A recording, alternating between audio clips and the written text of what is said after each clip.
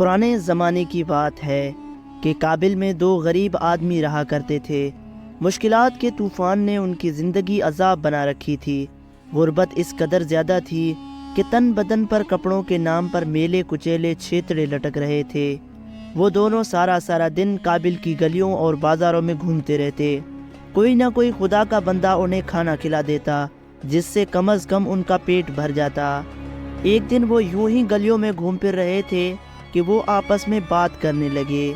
ایک نے کہا کہ اس شہر میں ہمارے لیے اب کچھ بھی نہیں بچا، یہاں ہمارے لیے قسمت کے دروازے بند ہو چکے ہیں، ہمیں غزنی چلے جانا چاہیے، وہاں سلطان محمود غزنوی کی حکومت ہے، سنا ہے بہت نیک اور خدا ترس انسان ہے، ہمیں وہاں جا کر ہر ممکن کوشش کر کے سلطان محمود غزنوی سے ملاقات کرنی چاہیے اور اپنی مدد کی درخواست اس کے سامنے رکھنی چاہیے، مجھے یقین ہے کہ وہ ہماری مدد ضرور کرے گا، اس طرح سے شاید ہمارے دن پھر جائیں۔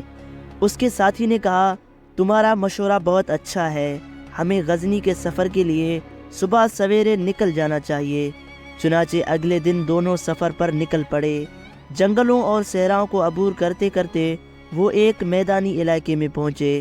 راستے میں انہیں ایک اور شخص مل گیا، وہ بھی غریب مگر بہت ہی نیک اور اللہ والا تھا۔ اس نے ان دونوں سے پوچھا، بھائیوں کیا تم مجھے بتاؤ گے کہ کون سی ایسی خواہش ہے جس نے تمہیں سفر کرنے پر مجبور کر دیا ہے، اور تم کس کے میل سے اپنی آرزو کرنے جا رہے ہو؟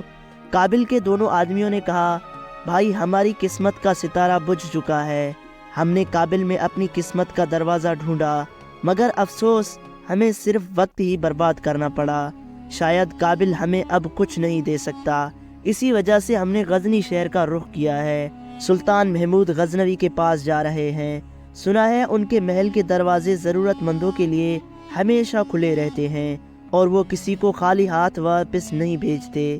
یہ بتانے کے بعد کابل کے دونوں آدمیوں نے اس نیک آدمی سے پوچھا کہ بھائی تم کس مقصد سے سفر پر نکلے ہو؟ اس نیک شخص نے جواب دیا، میں ایک امیر شخص تھا، مگر اب میرے اپنے ملک میں کوئی جائیداد اور مال و دولت نہیں رہی، میرے اچھے دن ختم ہو گئے ہیں اور میں اچھے دنوں کی تلاش میں سفر پر نکلا ہوں، مگر مجھے سلطان محمود غزنوی سے کوئی امید نہیں ہے، مجھے تو اس سے امید ہے جس کے دروازے سے سلطان محمود جیسے بے حساب بادشاہ اپنے خزانے بھرتے ہیں۔ اس کے بعد وہ تینوں اکٹھے سفر پر چل پڑے، یہاں تک کہ وہ غزنی شہر پہنچ گئے۔ غزنی پہنچ کر انہیں ایک کھنڈر ملا، انہوں نے رات اسی کھنڈر میں گزاری۔ دوسری طرف بھیس بدل کر چاندنی رات سے لطف اندوز ہونے کے لیے سلطان خود گلیوں میں ٹہل رہا تھا کہ چلتے چلتے وہ اس کھنڈر تک آ پہنچا۔ اس نے پوچھا، تم لوگ کون ہو اور یہاں کیا کر رہے ہو؟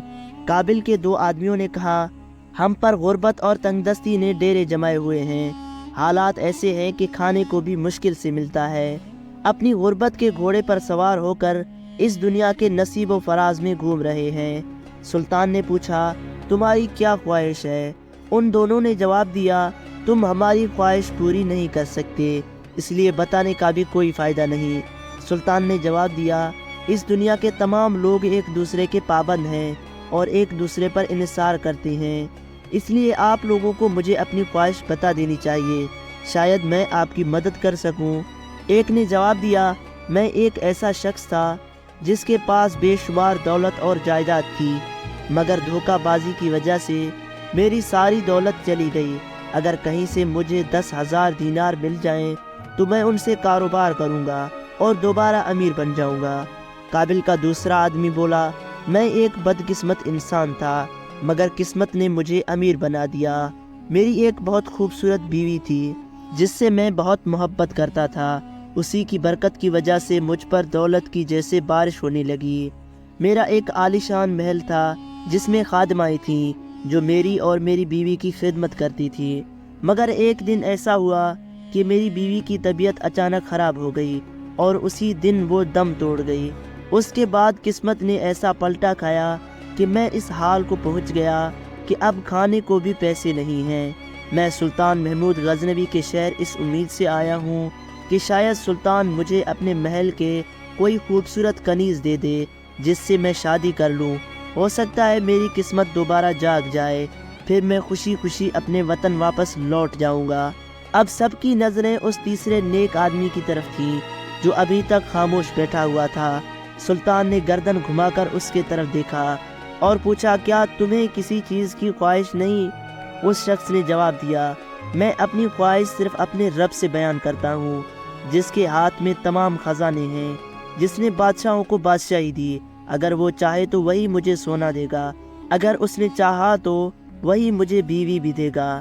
میری تمام خواہشیں میرے رب کی خوشنودی سے جڑی ہوئی ہیں۔ سلطان نے اس نیک شخص سے کہا، پھر بھی تم بتاؤ کہ تمہاری خواہش کیا ہے؟ اس نے سلطان کی طرف دیکھا اور کہا، اگر خدا نے تم پر اپنا فضل کیا ہوا ہے اور تم اس فضل سے میری خواہش کی تکمیل کے قابل ہو تو میرے لیے دعا کرو کہ خدا مجھ پر اپنا فضل کر دے اور میرا ہر عمل اس کی مرضی کے تابع ہو جائے۔ سلطان اس کی باتیں سن کر تھوڑا حیران ہوا، مگر پھر کچھ کہے بغیر وہاں سے چلا گیا۔ اگلے دن سلطان محمود غزنوی اپنے تخت پر پرجمان تھا کہ اس نے اپنے مصاحبوں کو حکم دیا، کل رات والے تینوں مسافروں کو دربار میں حاضر کیا جائے۔ چنانچہ ان تینوں کو سلطان کے دربار میں پیش کیا گیا۔ جب وہ سلطان کے دربار میں حاضر ہوئے تو یہ دیکھ کر حیران رہ گئے کہ تخت پر بیٹھا شخص وہی ہے جس سے کل ان کی ملاقات ہوئی تھی۔ وہ دل ہی دل میں خوف زدہ تھے کہ شاید سلطان ان پر برہم ہوگا۔ سلطان نے تینوں کو قریب آنے کا حکم دیا۔ سلطان نے بولا، اب بتاؤ کہ تم لوگوں کی کیا خواہش ہے؟ کابل کے دو باشندوں نے اپنی اپنی وہی خواہش ظاہر کر دی جو انہوں نے کل سلطان کو بتائی تھی۔ پھر سلطان نے اس اجنبی شخص سے پوچھا، بتاؤ تمہاری کیا خواہش ہے؟ وہ بولا، اے سلطان محمود غزنوی، اگر میں تم سے تمہاری بادشاہی مانگوں تو کیا تم مجھے دو گے؟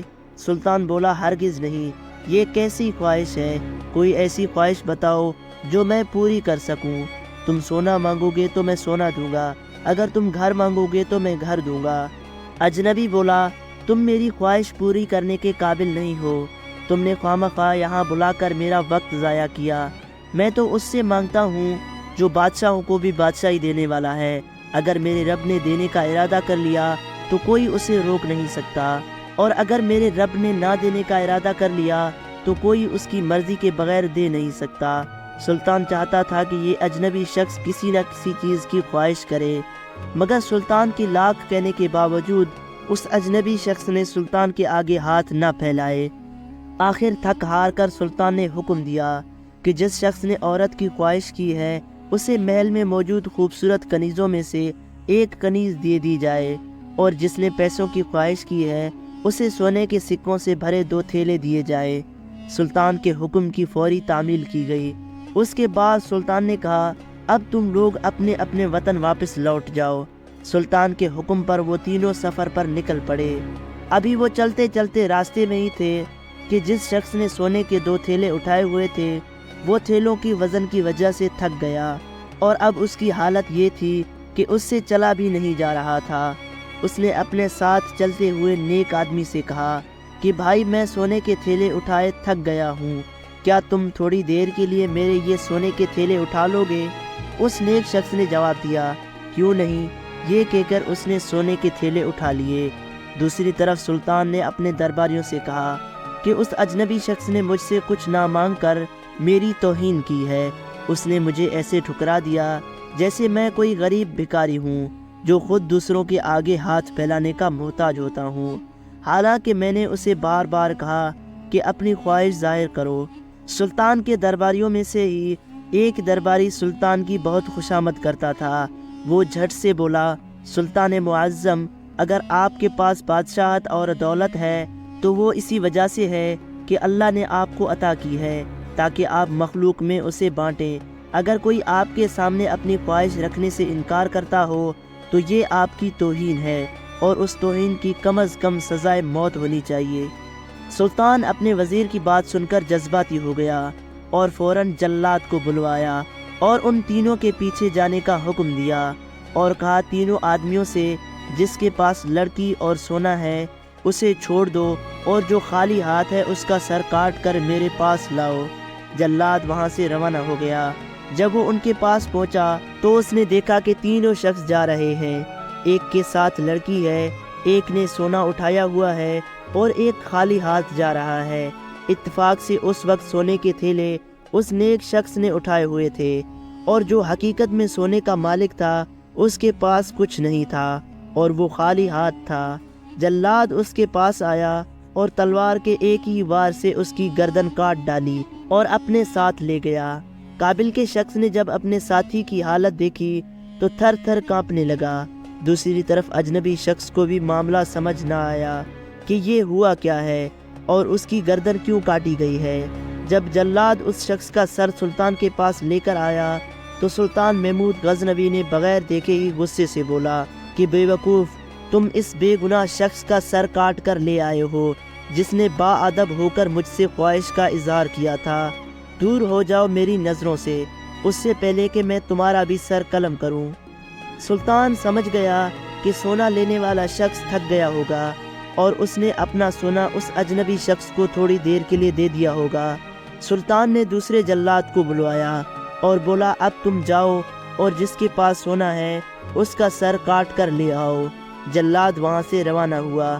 اس بار خدا کا کرنا ایسا ہوا کہ قابل کا جو آدمی مارا گیا تھا اس کے ساتھی کے دل میں لالچ پیدا ہو گیا۔ وہ چلتے چلتے بولا، بھائی دیکھو، میرا دوست تو بیچارہ مارا گیا مگر اس کے سونے کا اصل مالک میں ہوں، کیونکہ ہم دونوں قابل میں ہی اکٹھے تھے۔ تم یہ سونا مجھے دے دو۔ نیک آدمی کو تو کوئی لالچ نہیں تھی، اس نے فوراً دونوں تھیلوں کو قابل کے شخص کے حوالے کر دیا۔ اب منظر یہ تھا کہ اجنبی شخص دوبارہ خالی ہاتھ تھا اور سونا اس قابل کے باشندے کے پاس تھا جو اپنے ساتھ اس کنیز کو بھی لے جا رہا تھا۔ اتنے میں جلاد وہاں پہنچ گیا۔ اس نے دیکھا کہ ایک شخص خالی ہاتھ ہے اور دوسرے کے پاس سونا ہے۔ اس نے قابل کے دوسرے باشندے کو بھی موت کی گھاٹ اتار دیا اور اس کا سر لے کر سلطان کی خدمت میں حاضر ہو گیا۔ جب سلطان نے مرنے والے کا سر دیکھا تو غصے سے چلا اٹھا کہ یہ آدمی بھی غلطی سے مارا گیا ہے۔ سلطان نے کچھ دیر کے لیے غور کیا اور جب وہ پرسکون ہوا تو اسے سمجھ آ گئی کہ خدا کا فضل اس اجنبی آدمی کے لیے حفاظت کا ایک دیوار ہے جس نے اسے کسی قسم کا نقصان پہنچنے سے روکا ہوا ہے، ورنہ ایک ہی وقت میں ایسا اتفاق ہونا سمجھ سے بالاتر ہے۔ اس بار سلطان نے اپنے مصاحب کو بھیجا اور کہا کہ باعزت طریقے سے اس آدمی، لڑکی اور سونے سمیت میرے پاس لے آؤ۔ مصاحب فوراً روانہ ہو گیا۔ جیسے ہی وہ شخص دربار میں حاضر ہوا تو سلطان اپنے تخت سے اٹھا اور مسکراتے ہوئے اس نے اجنبی شخص سے پوچھا کہ بتاؤ تمہارے ان دونوں ساتھیوں کے ساتھ کیا ہوا؟ اس نیک آدمی نے جواب دیا، سلطان کا اقبال بلند ہو، جس نے سونا مانگنے والے کو سونا دیا اور کنیز مانگنے والے کو کنیز دی، مگر بدلے میں ان کی جان ہی لے لی۔ اجنبی شخص کی یہ باتیں سن کر سلطان کانپ کر رہ گیا اور خدا سے گڑ گڑا کر معافی مانگنے لگا۔ سلطان نے نم آنکھوں سے پوچھا، اے نیک انسان، مجھے بتاؤ اس وقت میں ایسا کیا کام کر سکتا ہوں جو مجھے خدا کے غضب سے بچا سکے؟ اس نیک آدمی نے جواب دیا، تمہیں سب سے پہلے سچے دل سے اللہ سے معافی طلب کرنی ہے۔ دوسرا کام تمہیں یہ کرنا چاہیے کہ کچھ رقم تم قابل میں ان دو بے گناہ مارے جانے والوں کے گھر بھجوا دو تاکہ کم از کم وہ اپنی زندگی آسانی سے گزار سکیں۔ سلطان نے ایسا ہی کیا۔ پھر سلطان نے کہا، میں آپ سے التجا کرتا ہوں کہ آپ مجھے اپنے ظرف ایک خواہش بتائیں، مجھے اسے پورا کر کے خوشی ملے گی۔ اس نیک آدمی نے دیکھا کہ اب سلطان پشیمان ہو چکا ہے، اس لیے اس نے کہا، میں ایک پنکر کا کاروبار کرتا ہوں اور میرا کام اس قدر وسیع تھا کہ مجھے دولت کی کوئی کمی نہیں تھی۔ اگر آپ مجھے ایک چھوٹی سی دکان کھول دیں تو میں خدا کے فضل سے اپنا کاروبار چلا لوں گا اور پھر آپ کے پیسے لوٹا دوں گا۔ سلطان نے فوراً حکم دے دیا۔ اس کے بعد سلطان نے کہا، اے نیک انسان، میری آپ سے 3 گزارشات ہیں۔ اس نیک آدمی نے کہا، جی بولیے۔ سلطان نے بولا، پہلی یہ کہ جو کچھ میں نے آپ کے ساتھ کیا آپ مجھے اس پر معاف کر دیں۔ دوسری گزارش یہ ہے کہ آپ میرے لیے دعا کریں کہ جو لوگ بے گناہ مارے گئے خدا مجھے ان کی طرف سے معاف کر دے۔ تیسری گزارش یہ ہے کہ ہر جمعے کے روز آپ میرے پاس آیا کریں تاکہ میں آپ کی صحبت سے کچھ سیکھ سکوں۔ اس نیک بنکر نے تینوں گزارشات مان لیے۔ اس کے بعد بنکر نے سخت محنت کی اور کچھ ہی عرصے میں اس کا کاروبار خوب چمک اٹھا، دولت کی ریل بیل ہو گئی۔ وہ اپنی دولت غریبوں میں تقسیم کرتا، جس سے اسے دلی سکون ملتی۔ اتنی دولت کے باوجود بھی منکر کے دل میں کبھی لالچ نہ آئی اور نہ ہی وہ خدا کی یاد سے کبھی غافل ہوا۔ دوستو یہ کہانی آپ کو کیسی لگی؟ کمنٹس میں اپنے رائے کا اظہار ضرور کیجیے گا اور ہمارے چینل کو سبسکرائب ضرور کیجیے گا۔ ویڈیو دیکھنے کا بہت بہت شکریہ۔ ملتے ہیں اگلی ویڈیو میں، تب تک کے لیے اللہ حافظ۔